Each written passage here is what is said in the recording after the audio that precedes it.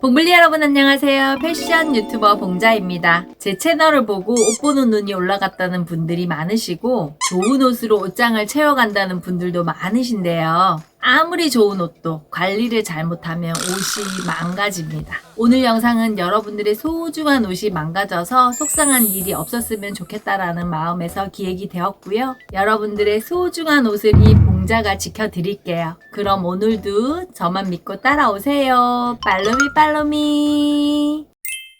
옷이 점점 망가지는 3가지 이유. 첫 번째, 옷에 맞지 않는 옷걸이에 옷을 걸어서. 이게 되게 중요한 부분인데 여러분들이 모르셔서 그런지 간과하시는 분들이 꽤 많으실 것 같아요. 어떤 옷걸이에 어떤 옷을 걸어야 되는지 아직까지도 모르시는 분들이 계시다면 오늘 잘 들어오셨습니다. 제가 확실하게 알려드릴게요. 제가 쓰는 옷걸이의 종류는 이 4가지 정도 되는데요. 옷 종류에 따라서 이 옷걸이도 구분해서 걸어주셔야 됩니다. 안 그러면 옷이 점점 핏이 무너질 거예요. 코트나 자켓류의 옷에는 이 정도 두께의 옷걸이는 써주셔야 돼요. 그런데 여러분들이 이런 옷걸이 많이 사용하고 계실 것 같아요. 왜냐하면 옷을 조금 더 많이 걸기 위해서 공간을 확보해야 되니까 이렇게 얇은 옷걸이로 대체를 하시는 거죠. 저는 정리 전문가들이 해주시는 정리 동영상을 가끔 보는데요. 사계절 옷을 한눈에 보이도록 정리를 하라고 하시더라고요. 맞는 말씀이세요. 그런데 공간은 한정이 되어 있으니까 옷걸이의 부피를 줄이라고 하시던데 그건 잘못된 정보입니다. 이런 옷걸이에 자켓이나 코트를 걸면 어깨 핏이 무너져서 옷이 싹 망가집니다. 자켓은 이 어깨 핏이 생명이란 말이에요. 이런 옷걸이에 걸면 이 어깨 핏이 싹 망가져요. 우리 어깨 두께만큼의 옷걸이는 못 해주더라도 최소한 이 정도 두께의 옷걸이에는 걸어주셔야 이 옷걸이가 그 코트나 자켓의 무게를 견딜 수가 있거든요. 얘가 남성용 옷걸이거든요. 남성용 옷걸이가 여성용 옷걸이보다 훨씬 두껍죠. 코트나 자켓용 옷걸이는 최소한 두께가 5cm 정도는 되어야 된다고 말씀드리는 거예요. 공간을 확보하신다고 이렇게 얇은 옷걸이를 쓰면 이거 한 벌 걸 공간에 2벌을 걸 수는 있어요. 그렇지만 그건 아주 잘못된 판단이세요. 특히나 이 옷걸이는 정말 버리셔야 됩니다. 이 옷걸이의 문제점이 뭐냐? 첫 번째, 이 어깨 이 각도가 너무 경사져 있어요. 사람마다 물론 차이는 있지만 평균적으로 우리 어깨의 경사 각도가 이 정도 되는데 요 안에 이 경사 각도가 너무 심해서 어깨 끝쪽 부분을 받쳐주지를 못하고요. 두 번째 문제점은 이 끝이 너무 뾰족해서 옷을 이렇게 장시간 걸어 놓으면 여기 이 끝부분 때문에 옷걸이를 뺐을 때 여기 한번 보세요. 세상에나 내상에나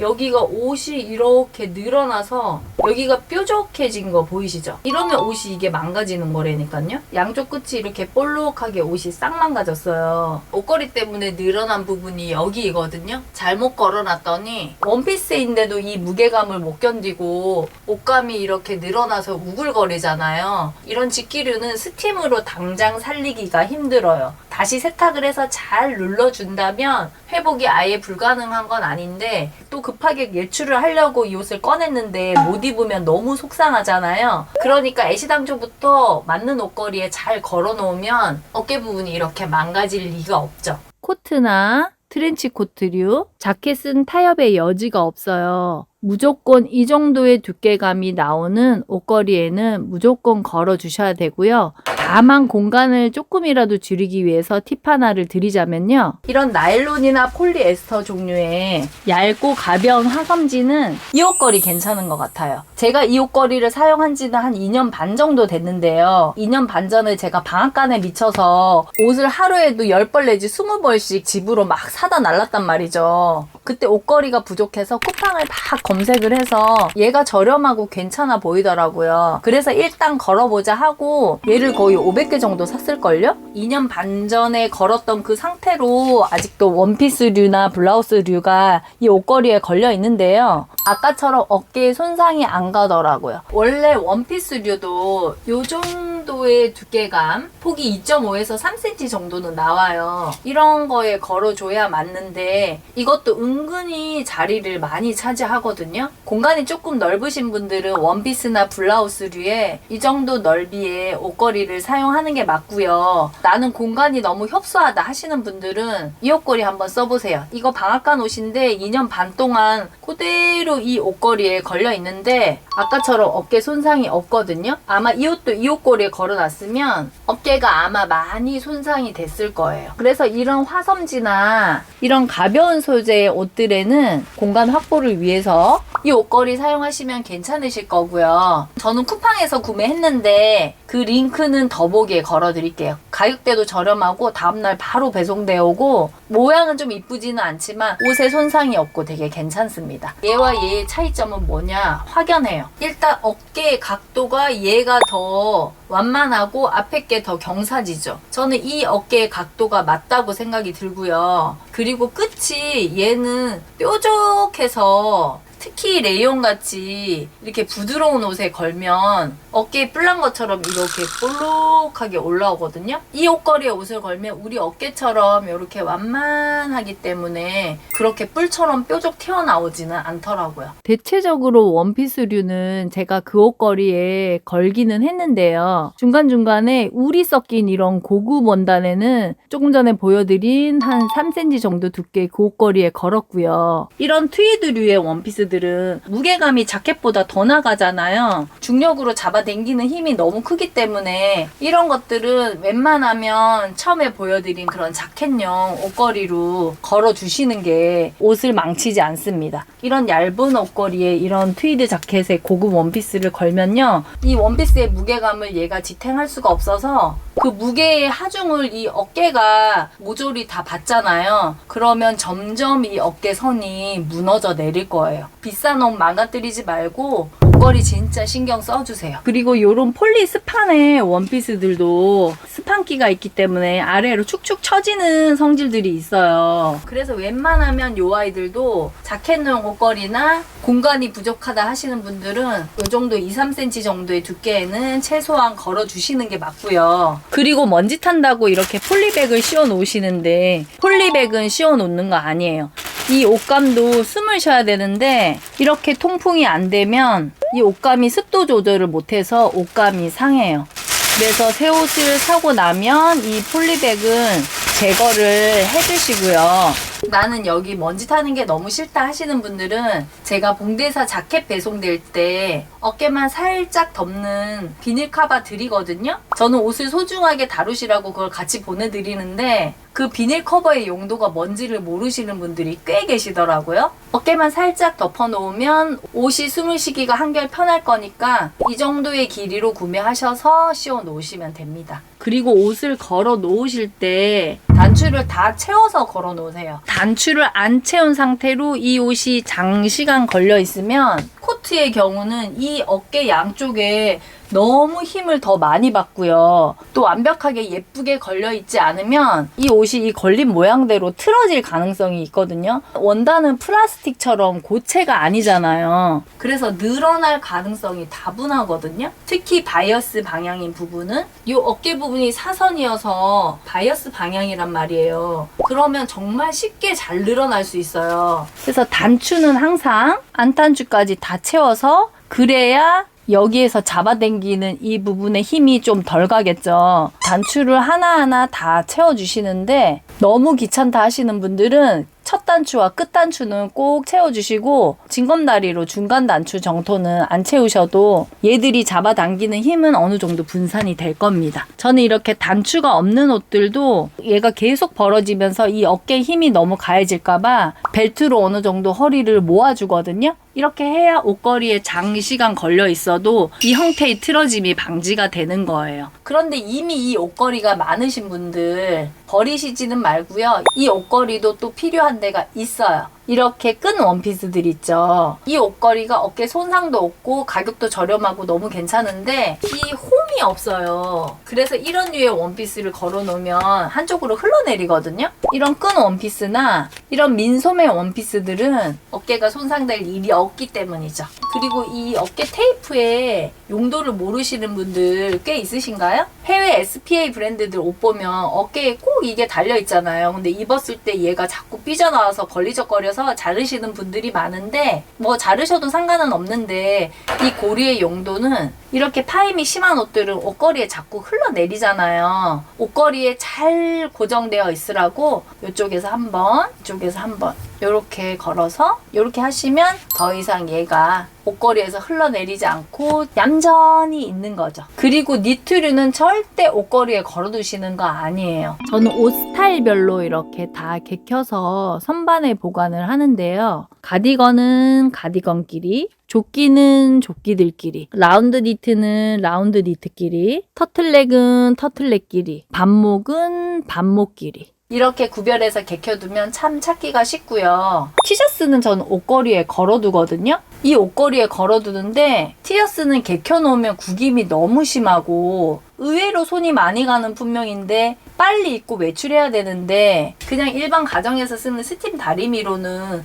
썩 구김이 잘 안 펴져요. 면이기 때문에. 그래서 시간 날 때 저는 스탠드형 스팀 다리미 말고 눌러서 다리는 아이롱 다리미로 다림질을 딱 해서 이렇게 준비를 해둡니다. 이 옷걸이에 걸어두면 어깨가 도깨비 뿔처럼 되지 않거든요. 티셔츠는 다림질을 딱 예쁘게 해서 이렇게 딱 준비를 해놓고요. 니트는 저렇게 하면 면보다 성글기 때문에 어깨가 늘어날 수 있거든요. 그래서 절대 저렇게 하시면 안 되고 니트도 이렇게 개켜놓으면 주름이 갈 수 있잖아요. 그래도 면보다는 스탠드형 스팀 다리미로 바로 싹 펴지기 때문에 니트류는 절대 옷걸이에 거는 걸 지양하셨으면 좋겠습니다.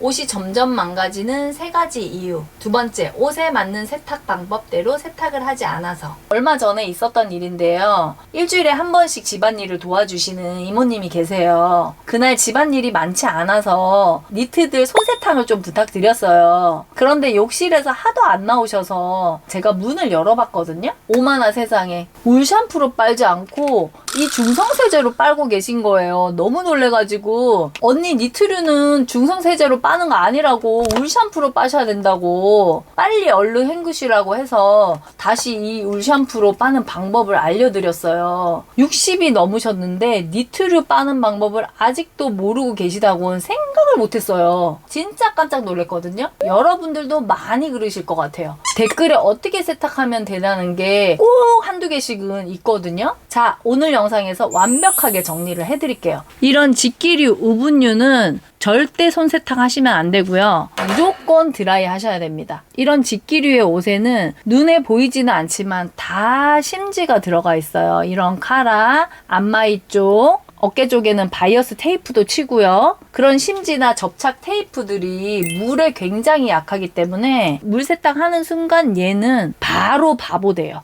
그냥 입을 수가 없는 거죠. 그냥 버리셔야 됩니다. 회복 불능이에요. 어떻게 살릴 방법 없냐고 저한테 구조 요청하신 분이 계시는데요. 너무 안타깝지만 안 돼요. 특히나 모직류였다면 더 안 됩니다. 이런 캐시미어 코트를 물 세탁을 했다? 안 돼요, 안 돼요. 절대로 안 돼요. 그런데 또 이런 캐시미어 니트는 손 세탁을 하셔도 돼요. 정말 물 온도를 잘 지켜주시면요. 얼마 전에 그 이모님이 또 사고를 치셨는데요. 그날은 제가 촬영을 하는 날이라 정신이 좀 없었거든요. 제가 이 니트 스커트를 되게 좋아해요. 후드 집업 셋업으로 같이 아래 위로 입으면 너무 예쁘단 말이에요. 그래서 저번처럼 손 세탁 좀 해달라고 제가 부탁을 드렸는데 저번에 한번 울 샴푸로 하는 거를 알려드렸기 때문에 이번에는 또 신경을 안 썼거든요. 퇴근하시고 촬영 끝나고 갑자기 이 니트들을 어떻게 하셨지? 번뜩 생각이 나는 거예요. 욕실 문을 또 열어봤더니 이 니트들 물 빠지라고 그 수건거리에 이렇게 세로로 쭉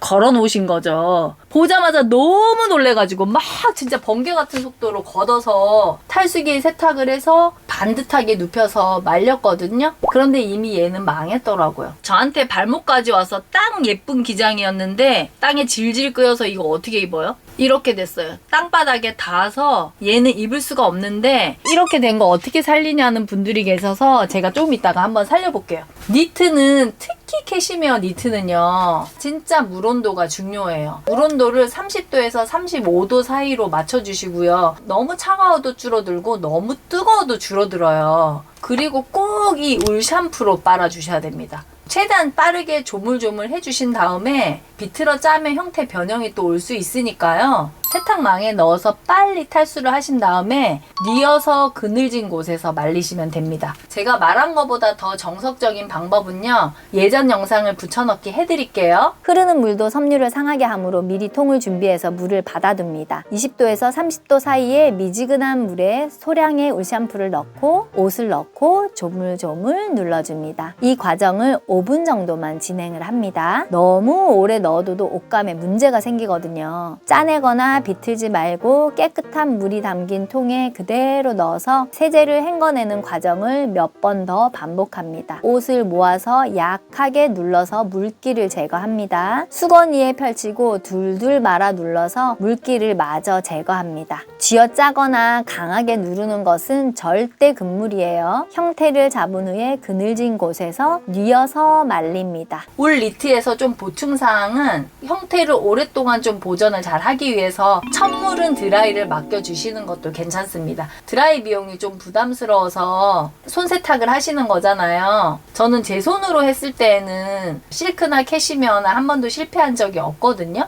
세탁도 계속 해보셔야 늘어요. 한두 개 또 망쳐보셔야 세탁 실력도 느는 거고요. 실크나 캐시미어, 울, 니트류들 울 샴푸로 세탁하는 방법은 다 같습니다. 그리고 패딩류는요. 세탁기에 돌려서 세탁하셔도 됩니다. 제가 작년에 한번 알려드린 이 방법대로 세탁 한번 해보세요. 먼저 털이 달린 제품은 털과 가죽은 물에 굉장히 약해요. 무조건 이렇게 분리를 해주신 다음에요. 지퍼를 무조건 싹 채워요. 지퍼를 싹 채우는 이유는 이 지퍼 슬라이더와 이 지퍼 머리 있죠. 그냥 이렇게 덜렁거리는 상태로 놔두잖아요. 그러면 이게 세탁물에 걸려가지고 이 아이가 쏙 빠지는 경우가 있어요. 지퍼 머리가 없으면 어떻게 돼요? 지퍼를 올릴 수가 없잖아요. 그래서 옷을 버려야 되는 경우가 생긴다니까요.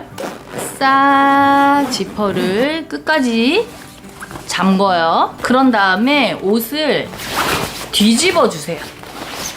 이렇게 뒤집은 상태에서 팔은 빼지 마세요, 여러분. 팔을 이렇게 빼서 세탁하면 서로 팔끼리 엉겨가지고 막 뭉쳐서 서로 옷감에 손상을 많이 줄 수가 있거든요. 저는 이 상태에서 그대로 세탁기에 넣습니다. 이 소매 쪽에 이 때가 걱정이 되신다면 세탁기에 넣기 전에 이 애벌 빨래를 손으로 먼저 해주세요. 여기를 제거한 다음에 이렇게 뒤집어서 세탁기에 넣습니다. 그리고 세탁기에서 기능성 의류를 선택해 주시고요. 세제는 중성 세제를 넣으셔도 되고 좀 더 옷감의 손상을 없애기 위해서는 울 샴푸를 넣으셔도 돼요. 울 샴푸는 울뿐만 아니라 모든 옷에도 사용 가능한 세제이거든요. 그런 다음 세탁기를 돌려서 세탁을 해주신 다음에요. 꺼내서 보면 이 아이가 기능성 의류로 선택을 했기 때문에 탈수가 제대로 안 되어 있어요. 그래서 최강으로 탈수를 한 번 더 돌려주세요. 최대한 물기 제거를 해야 돼요. 안 그러면 말리는데 너무 시간이 오래 걸리고 털끼리 뭉친 게 잘 펴지지를 않아요. 그래서 최강으로 탈수를 해주시는 게 중요해요. 그런 다음 건조기가 있으신 분들은 건조기에 넣고 기능성 의류로 선택을 하시면 그 분이 되게 짧아요. 그래서 완벽하게 이 아이가 마르지는 않거든요. 두세 번 정도 반복을 해주신 다음에 제 건조기에는 패딩 리프레쉬가 있더라고요. 마지막 단계에서 이 아이가 한 3분의 2 정도 건조됐다는 느낌이 들었을 때 패딩 리프레쉬에 넣어서 건조기를 싹 돌려주면요. 완벽하게 이렇게 패딩이 복원이 돼요. 건조기는 진짜 신세계예요. 그런데 건조기가 없으신 분들은 채광으로 돌리신 다음에 한겨울에는 집안이 건조해서 되게 빨리 마르거든요. 옷걸이에 걸어서 바싹바싹 말리신 다음에 이 거위털이나 오리털이 살아날 수 있게 복원 작업을 해주셔야 되는데요. 그건 1.5리터 코카콜라 페트병이 최고입니다. 페트병으로 사정없이 두드려주세요. 그러면 뭉쳤던 털들이 점점 펴지면서 살아날 거예요. 작년 겨울에 빈티지샵에서 패딩 코트들을 엄청 많이 사왔었거든요. 그거 다 제가 집에서 세탁기에 돌려서 세탁을 했는데요. 패딩 패딩의 이 빵빵함도 하나도 죽지 않았고 너무 잘 입고 있습니다. 저 세탁 고수죠? 패딩류 옷걸이는 굳이 이 자켓류 옷걸이에 거실 필요까지는 없어요. 이 원단들이 다 화섬지잖아요. 이 옷걸이에 거셔도 어깨 무너지지 않고 안에 들어있는 패딩들이 완충 작용을 해주니까요. 안 그래도 부피 많이 차지하는데 굳이 이렇게 두꺼운 옷걸이까지 거실 필요는 없어요. 요거 이제 한번 살리러 가볼까요? 될지 안 될지 모르겠는데 진짜 지푸라기라도 잡고 싶은 심정으로 스팀 한번 먹여볼게요. 이 니트류들은 옷 한 장 한 장마다 사이즈가 다 차이가 나요. 그 이유가 뭐냐면 니트를 사이즈별로 짜기는 짜는데 짜고 나서 사이즈를 이 스팀으로 조절을 하거든요. 품 조절까지 하는지는 모르겠는데 길이 조절을 이 스팀으로 한다고 저는 들었어요. 그래서 늘어난 옷이 이 스팀으로 줄어들지 저도 몹시 궁금합니다.